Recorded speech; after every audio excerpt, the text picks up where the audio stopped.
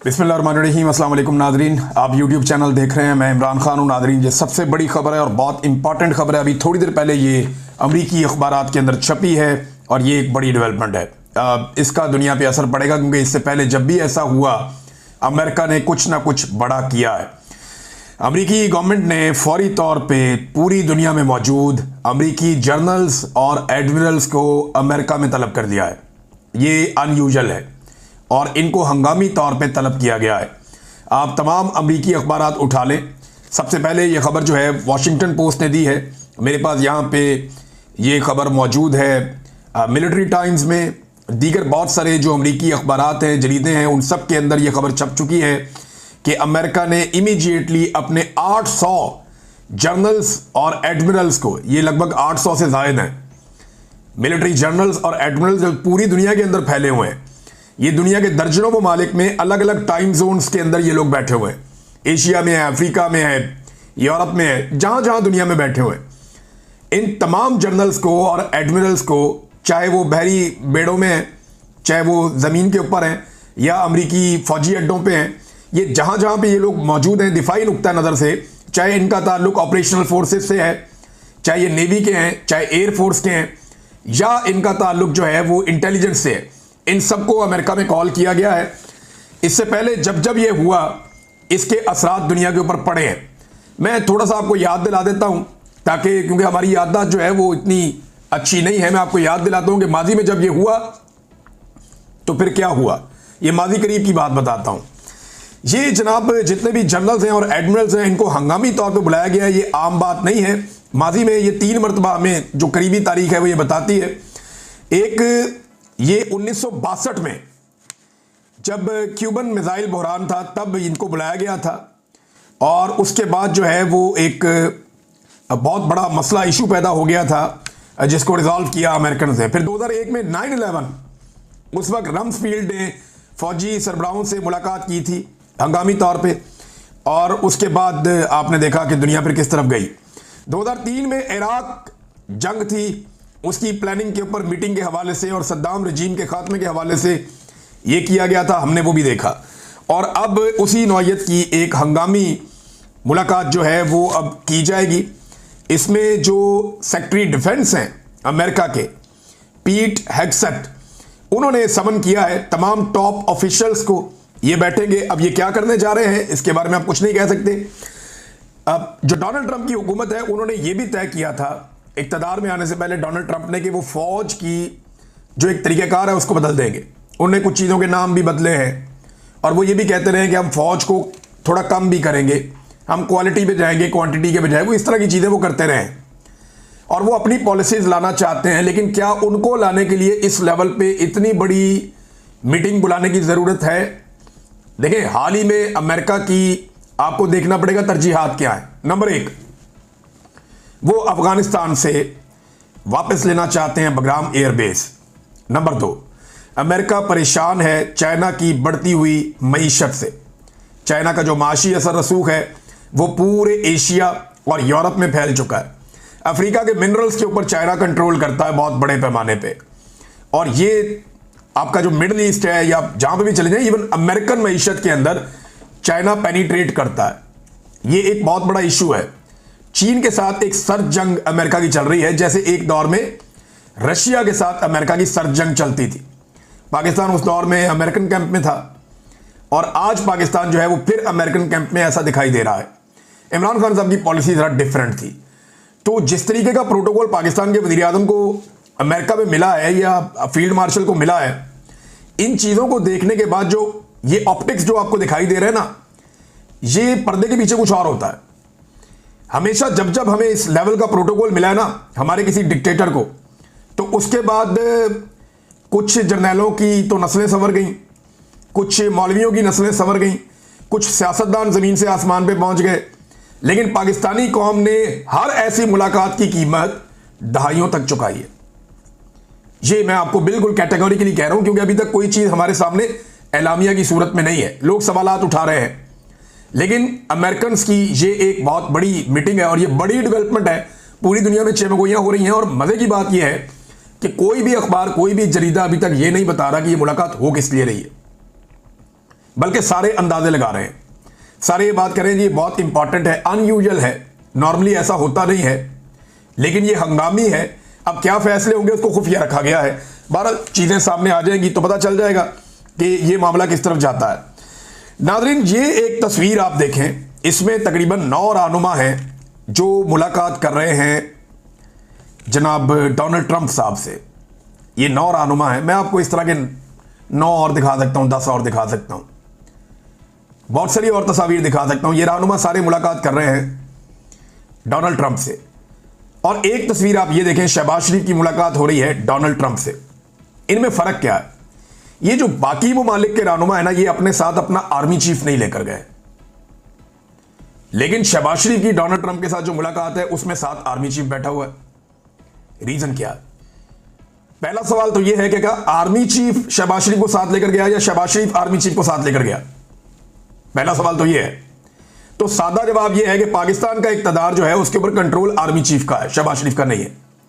तो army chief Shahbaz शरीफ को साथ लेकर गया, यह कहने में जरा ज्यादा आसान लगता है और यह खोपड़ी में घुसता भी है, यह बात समझ भी आती है, क्योंकि शहबाज शरीफ साहब की तो यह औकात है नहीं पाकिस्तान में, और अमेरिकन ये जानते हैं। फिर अमेरिकन प्रोटोकॉल्स क्या इस बात की इजाजत देते हैं कि कोई मुल्क का सरबराह आके बैठे और साथ उसका आर्मी चीफ बैठ जाए? भाई क्या डोनाल्ड ट्रंप अपने साथ अपने जर्नैल को बिठाएगा इस तरह मुलाकातों के लिए आलमी रहनुमाओं से कि चीन का सदर मिलने आया, डोनाल्ड ट्रंप अपना जर्नैल साथ बिठा ले? ये इलॉजिकल लगता है ना, और ये अजीब भी लगता है। लेकिन अमेरिका ने ये अलाउ किया पाकिस्तान को, और ये एक अलग और मुनफरिद मुलाकात थी। इससे पहले जब जब डिक्टेटर मिले अमेरिकन को, उन्हें प्रोटोकॉल मिले, तो उसकी कीमत पाकिस्तान ने चुकाई, ये मैंने आपको पहले बता दिया। अब ये प्रोटोकॉल इसकी कीमतों में देनी पड़ेगी। पहले हम सर जंग में अमेरिका के साथ थे, कीमत हमने चुकाई, अफगान वॉर में, दहशतगर्दी के खिलाफ जंग में, और न जाने किन किन चीजों का हम हिस्सा बने माजी में।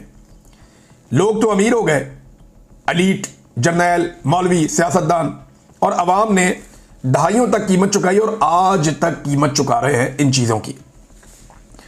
अब अमेरिका को पाकिस्तान से चाहिए क्या? यह है सबसे इंपॉर्टेंट सवाल, यह सारे लोग जानना चाहते हैं। बल्कि शीरी मज़ारी साहिबा ने अभी एक ट्वीट किया, और ये जो खारजी मामलात हैं उनके ऊपर इनकी काफ़ी ग्रिप भी है। तो वो ये कहती हैं कि उन्होंने भी वही सवाल उठाया, ये जो खातून वफद के साथ गई हैं, इस सवाल से उन्होंने भी सवाल उठाया कि भाई ये क्या चल रहा है, कौन लेकर गया है, हुकूमत इसके ऊपर जवाब दे। क्या आप अब्राहम अकॉर्ड पे दस्तखत करने जा रहे हैं? क्या आप इसराइल को तस्लीम करने जा रहे हैं? तो देखें, मेरी इंफॉर्मेशन के मुताबिक, और मैं ये पहली दफा नहीं कह रहा, आसिम मुनीर साहब की मुलाकात पहले डोनाल्ड ट्रंप से नहीं हुई थी, मैं तब भी यही कह रहा था। और जनरल बाजवा के दौर से हम ये बता रहे हैं कि जनाब पाकिस्तान की एस्टेब्लिशमेंट ने इसराइल को लेकर अपनी पॉलिसी तब्दील कर दी है, और वो आपने ग्राउंड पे ऐसे देखा कि जब भी कोई निकलता है इसराइल के खिलाफ एहतजाज करने के लिए, तो पाकिस्तान की हुकूमत उसको मारती है, थानेदार आके मारते हैं, गिरफ्तार कर लेते हैं, जेलों में डाल देते हैं, खवातीन को और बच्चों को भी गिरफ्तार कर लेते हैं। आप इसराइल के खिलाफ पाकिस्तान में मुजाहरा नहीं कर सकते। पूरी दुनिया में होता है, मगरबी ममालिक में होता है, पाकिस्तान में नहीं हो सकता। तो ये पॉलिसी बदल गई थी। जनरल बाजवा ये चाहते थे कि इसराइल के बारे में हम किसी फैसले पे पहुंचे, और ये कोई भी जर्नैल ये चाहेगा कि ये फैसला उसके दौर में हो जाए, ताकि मलबा तो गिरेगा पॉलिटिशियंस पे, और वो जर्नैल का अमेरिकी तारीख में नाम लिखा जाएगा और उसकी नस्लें संवर जाएंगी। तो अब आसिम मुनीर साहब के दौर में क्या ये हो जाएगा? प्रैक्टिकली तो शायद हमें ऐसा लगता है हमने अपनी पॉलिसी बदल दी है, लेकिन मेरी दानिश में या मेरी समझ के मुताबिक अनाउंस होना बाकी है सिर्फ। बाकी प्रैक्टिकली हमने अपनी चीजें जो है, ये बैठ के आपको जो मर्जी जज्बाती तकरीरें करेंगे, जनाब जेरूशलम में घुस जाएंगे, ये करेंगे, वो करेंगे, लाल टोपी जो मर्जी बोले आपको, लेकिन अब कहानी कोई और है, अब बात किसी और तरफ चली गई। क्या सऊदीया इसराइल से लड़ना चाहता है? नहीं लड़ना चाहता। उन्हें प्रोटेक्शन चाहिए लेकिन लड़ना नहीं चाहता। पहले वो अमेरिकन से प्रोटेक्शन लेते थे लंबे अरसे तक, जो खाना काबा और मस्जिद नबी की हिफाजत की जिम्मेदारी थी वो अमेरिकन के पास थी। अब वो पाकिस्तानियों और अमेरिकन के पास है, क्योंकि पाकिस्तानी जो है वो सस्ते पड़ते हैं, अमेरिकन बहुत महंगे पड़ते हैं। साफ बात ये है ना, बिला वजह बात को इधर उधर घुमाने की जरूरत ही नहीं है, सादी सादी बात है। और अमेरिकन इसके ऊपर राजी है। मुमकिन ही नहीं है कि अमेरिका की और इसराइल की मर्जी के बगैर, और ये मैं नहीं कह रहा, बहुत सारे लोग लगातार लिख रहे हैं कि अमेरिका और इसराइल की मर्जी के बगैर पाकिस्तान और सऊदी अरब मुआहदा नहीं कर सकते, खासतौर पर अमेरिका की मर्जी के बगैर। अब अमेरिका को चाहिए क्या? देखिए, अफगानिस्तान में उसके इंटरेस्ट हैं और डोनाल्ड ट्रंप एक अग्रेसिव मूड में लगते हैं और पाकिस्तान को वो प्रोटोकॉल मिल रहा है जो और दुनिया में किसी को ऐसे नहीं मिल रहा। इसका मतलब है इस खित्ते में अमेरिका कोई ना कोई एडवेंचर आने वाले वक्त में करेगा या करवाएगा। होगा क्या ये हमें जल्दी पता चल जाएगा। लेकिन असद कैसर साहब ने एक बात क्लियर की है। देखें, असद कैसर साहब को आप कुछ भी समझें, वो पाकिस्तान तहरीक इंसाफ के एक इमरान खान साहब के पुराने साथियों में से स्पीकर कौमी असेंबली रहे। लेकिन एक बात मैं जानता हूं कि असद कैसर साहब के अफगानिस्तान में ताल्लुकात अच्छे हैं। अफगानिस्तान की हुकूमत पाकिस्तान में जिन लोगों के साथ बातचीत करने में दिलचस्पी रखती है वो मौलाना फजलुर रहमान नहीं है, वो कोई बिलावल जरदारी नहीं है, वो ना तो शहबाज शरीफ है। हाँ, यहां पे कुछ लोग ऐसे हैं पीएमएलएन में जिनसे अफगान हुकूमत बात कर सकती है। इसी तरह पीटीआई के अंदर जिन लोगों के साथ अफगान हुकूमत बहुत कंफर्टेबल हो जाएगी उनमें एक असद कैसर है। अब असद कैसर के पास जरूर कोई इंफॉर्मेशन है क्योंकि उन्होंने 27 तारीख के जलसे के हवाले से बात करते हुए इस मामले को छेड़ा है। असद कैसर कहते हैं और यह बात उन्होंने वाजे की है कि अफगानिस्तान पर जंग मुसल्लत नहीं करने देंगे, किसी सूरत खून खराबा नहीं होने देंगे। अगर कोई अफगानिस्तान से जंग शुरू करने जा रहा है तो हम सियासी जमातें और अवाम इस जंग में शामिल नहीं होंगे। ये बहुत इंपॉर्टेंट है। इसका मतलब है अफगानिस्तान के पास ये इंफॉर्मेशन है कि उनके ऊपर जंग मुसल्लत की जा सकती है और इस मर्तबा पाकिस्तान को इन्वॉल्व भी किया जा सकता है। और इमरान खान साहब जेल से बैठकर बार बार खबरदार कर रहे हैं कि अफगानिस्तान के साथ बात करो, किसी लड़ाई में उनके साथ ना जाओ, किसी जंग का हिस्सा ना बनो। हमारा मफाद इसमें कि हम अफगानिस्तान के साथ बातचीत करें। तो क्या अब अमेरिका एक नया मॉडल बना के अफगानिस्तान में दखलंदाजी करने जा रहा है? तो असद कैसर साहब ने कैटेगोरिकली ये कह दिया बगैर किसी का नाम लिए। नादरीन, पाकिस्तान तहरीक इंसाफ की इस वक्त जो सारी तवज्जो है वो 27 तारीख के जलसे पर है और उसकी तैयारियां की जा रही हैं धड़ाधड़। हम इसके ऊपर एक लाइव ट्रांसमिशन भी करेंगे। मैं साबिर शाकिर भाई, सिद्दीक जान और ये मकबूल जान साहब, समी इब्राहिम साहब, हारून रशीद साहब, समीना पाशा साहिबा होंगी, हम सभी आदमी साहब को कहेंगे, हमारे साथ अमीर अब्बास साहब होंगे, कुछ पॉलिटिकल लोग उनको भी हम साथ शामिल करेंगे, कुछ और दीगर नाम अगर मैं भूल गया हूँ माजरत चाहता हूँ। जो पॉलिटिकल एनालिसिस करते हैं पाकिस्तान में लोग, उनको भी हम शामिल करेंगे। तो ये ट्रांसमिशन हम जलसे के बारे में करेंगे क्योंकि आप कोई टीवी चैनल तो दिखाएगा नहीं। जब टीवी चैनल नहीं दिखाएंगे तो हम अपने चैनल्स पे आपको एक ट्रांसमिशन करके सोशल मीडिया के ऊपर आपके पास लिंक अवेलेबल होंगे, आप वहाँ पे जाके उसको बराह रास्त देख सकते हैं। जिन आवाज़ों को बंद किया गया है वो आवाज़ें मिलकर जिस पॉलिटिकल पार्टी की आवाज़ों को बंद किया गया है वो आवाज़ आप सबको हम सुनवा देंगे। अब नाज़रीन, पाकिस्तान तहरीक इंसाफ की सारी तवज्जो इस पे है और अच्छी बात यह है कि जो आइडिया एक सामने आया था कि जलसागाह में शोहदा की तस्वीर लगाई जाएं, तो वो शोहदा की तस्वीर के जो है बड़े बड़े होर्डिंग्स जलसागाह में लगा दिए गए हैं। इमरान खान साहब का इस हवाले से एक स्टेटमेंट भी आया है। ये स्टेटमेंट मैं आपके सामने रख देता हूँ। ये एक मुख्तसर स्टेटमेंट है उनका। उन्होंने कहा कि 27 सितंबर को पेशावर जलसा जमहूरियत की बहाली और कानून की बालादस्ती के साथ साथ खैबर पख्तूनख्वा के अमन और इंसानी हुकूक की तकरीम बहाल करने के लिए होगा। मैं कैदोबंद की सऊबतें इसलिए झेल रहा हूं ताकि मेरी कौम को हकीकी आज़ादी मिल सके। मुल्क भर से शहरी हफ्ते के दिन पेशावर जलसे में शिरकत करें और जुल्म के खिलाफ ऐलान बगावत करें। ये इमरान खान साहब का अडियाला जेल से पैगाम आया है 27 तारीख के जलसे के हवाले से। और क्योंकि अब पाकिस्तान तहरीक इंसाफ भी जो है वो उन्होंने अगला गियर लगा दिया है और वो एक नई तहरीक के अंदर शामिल हो गए हैं। देखें, ये जो महीना शुरू होता है ना अक्टूबर का, तो यहाँ से तहरीकें शुरू होती हैं। वैसे तो अगस्त के अंदर मोमेंटम बनना शुरू होता है, सितंबर के महीने में होता है और फिर अक्टूबर, नवंबर, दिसंबर, जनवरी, फरवरी, मार्च, अप्रैल, ये 6-6.5 महीने जो होते हैं ये तहरीकों के महीने हैं पाकिस्तान में। और इमरान खान साहब जैसा बंदा जो अवाम की बहुत सारी सपोर्ट इस वक्त रखता है, यानी ऐसी सपोर्ट तो हमने माजी में किसी के साथ नहीं देखी, इतनी सारी सपोर्ट के साथ इमरान खान जैसा एक पॉलिटिकल फिगर, क्या वो आराम से बैठेगा या बैठने देगा? तो ऐसा नहीं लगता कि अगले 6 महीने में इमरान खान साहब इन्हें सुख का सांस लेने देंगे। एक जाली खबर चलवाई गई क्योंकि हुकूमत अब चीज़ों को कंट्रोल कर नहीं पा रही, एस्टेब्लिशमेंट के भी हाथ पांव फूले हुए हैं। तो ये हेडलाइन मैंने देखी और जियो के ऊपर चल रही थी, जनाब कि अवामी एक्शन कमेटी कश्मीर से मुज़ाकरात कामयाब हो गए और उनके मुतालबात कोई हो गए और ये वो मामला और एहतजाज खत्म हो गया। नहीं जी, झूठी खबर है। अवामी एक्शन कमेटी के साथियों से रब्ता हुआ थ्रू एक जर्नलिस्ट, उन्होंने भी मुझे बताया।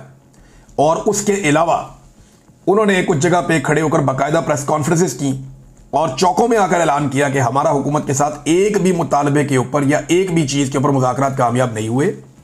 हुकूमत धोखा दे रही है, जाली खबरें चला रही है, हम अपने एहतजाज के ऊपर कायम हैं और 29 तारीख से अवामी एक्शन कमेटी कश्मीर अपना एहतजाज ज़रूर करेगी। ये हुकूमती प्रोपेगेंडा है और ये झूठी खबर है, आप इसके ऊपर कान ना धरें।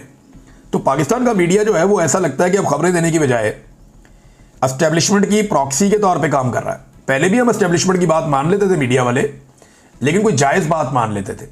अब तो जायज़ और नाजायज़ सारी बातें मीडिया को माननी पड़ती हैं और प्रोपेगेंडे का हिस्सा बनना पड़ता है, जिसका हिस्सा नहीं बनना चाहिए।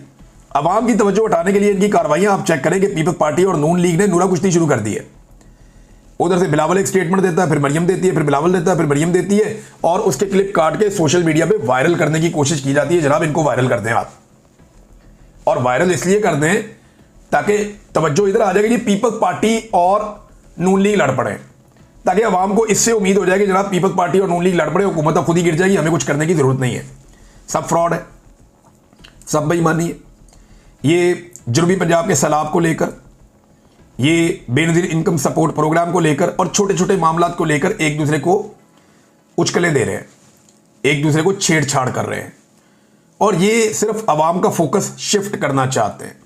देखिए, जो सैलाब मुतासरीन के लिए जो उनके साथ हुआ वो दिखाने की बजाय ये दिखा रहे हैं पाकिस्तान के मीडिया के लोग, ताकि तवज्जो हटाई जा सके। सैलाब मुतासरीन के दुखों को रिकॉर्ड करने की बजाय टिकटॉक्स पाकिस्तान के मीडिया ने दिखाई हैं, लोगों का नुकसान नहीं दिखाया, हुकूमत की तारीफें चलाई हैं और अब एक मरतबा फिर फोकस हटाने की कोशिश की जा रही है। तो क्या ऐसे फोकस हट जाएगा? ना पहले हटा ना अब हटेगा। नाज़रीन, जस्टिस जहांगीरी साहब के खिलाफ जो है वो उनकी डिग्री मनसूख कर दी गई है यूनिवर्सिटी की जानिब से, और कराची के अंदर भी जो हाई कोर्ट है उन्होंने वो केस फारिग कर दिया। अब जो डिग्री मनसूख की गई यूनिवर्सिटी की जानिब से, एक तो मोटी खोपड़ी को बात समझ नहीं आती, भाई जो डिग्री जाली है वो तो कभी जारी नहीं हुई, और जो चीज जारी ना हो उसको मनसूख कैसे किया जा सकता है ना सवाल पूछने वाला। एक तरफ बोलते हैं कि डिग्री जाली है, तो ठीक है, अब जब जाली है तो उसको मनसूख कैसे किया जा सकता है, सवाल यह पैदा होता है। जो चीज जारी नहीं हुई, आपने दी नहीं, तो फिर मनसूख आप कैसे कर सकते हैं? मोटी खोपड़ी है ना, बात दिमाग में घुसती नहीं है। वो ये कह रहे हैं जनाब कि इनकी डिग्री फारिग कर दी गई है और इसके अंदर जो हवाला दिया गया है वो सिंडिकेट मीटिंग का दिया गया जो पिछले साल अगस्त में हुई थी। लेकिन आपको याद है उस मीटिंग के बाद एक प्रोफेसर साहब जो सिंडिकेट के मेंबर थे, रियाज अहमद साहब, वो गिरफ्तार भी हुए थे, उनके ऊपर दबाव भी डाला गया था, उन्होंने बताया भी था। ये उसी मीटिंग का हवाला देकर डिग्री मनसूख कर दी गई है। अच्छा, ये पहली दफा नहीं हुआ। जो एक जज साहब थे ना, गुलाम सफदर शाह साहब, ये नाम आपने याद रखना है। एक जज हुआ करते थे पाकिस्तान में, गुलाम सफदर शाह। ये उस बेंच का हिस्सा थे जिस बेंच ने फैसला दिया जुल्फिकार अली भुट्टो की फांसी का। जब जजेस फैसला दे रहे थे जुल्फिकार अली भुट्टो की फांसी का, तो ये एक जज, इन्होंने इख्तलाफ कर लिया था फैसले से। इन्होंने कहा जी मैं इसका हिस्सा नहीं बनता, ये आप बेगुनाह को फांसी दे रहे हैं, मैं इसका हिस्सा नहीं बनता, मैं ये फांसी के लिए इख्तलाफ करता हूं। उस दौर की एस्टेब्लिशमेंट ने, ज़िया उल हक की एस्टेब्लिशमेंट ने बड़ा दबाव डाला इनके ऊपर, लेकिन गुलाम सफदर शाह साहब माने नहीं। उसके बाद गुलाम सफदर शाह साहब की भी डिग्री जारी निकल आई। तो ये पुरानी रीत चल रही है, ये हथियार पुराने हैं, ये बाजू हमारे आजमाए हुए हैं। यही काम इन्होंने माजी में किया और आज उसके ऊपर कौम से माफिया मांगते फिरते हैं। आज उठे ना कोई जर्नैल और उठ के कहे कि उसने जुल्फिकार अली भुट्टो को ठीक फांसी दी थी, उठे ना, करे ना हिम्मत, करे डिफेंड ज़िया उल हक को, करे कोई डिफेंड परवेज मुशर्रफ को, करे कोई डिफेंड याया खान को और अयूब खान को, कोई नहीं करेगा। अपने खानदान उनके नहीं कर सकते तो ये जर्नैल क्या करेंगे? तो जो गंद इन्होंने मारा ना माजी में, वही आज मार रहे हैं। कल के दिन में ये जस्टिस जहांगीरी की डिग्री मनसूख होने का मामला या डिग्री की बुनियाद के ऊपर इनको निकालने का मामला या जाली करार देने का मामला, इसको डिफेंड करने के लिए फौज में एक बंदा भी नहीं मिलेगा मुस्तकबिल में। तो आज का गंद ना, कल ये टोकरा सर पे उठाना पड़ेगा। यही माजी में होता आया, आइंदा भी आपको यही करना पड़ेगा। अब तक के लिए इतने ही, अपना ख्याल रखिएगा, अपने चैनल का भी। अल्लाह हाफिज़।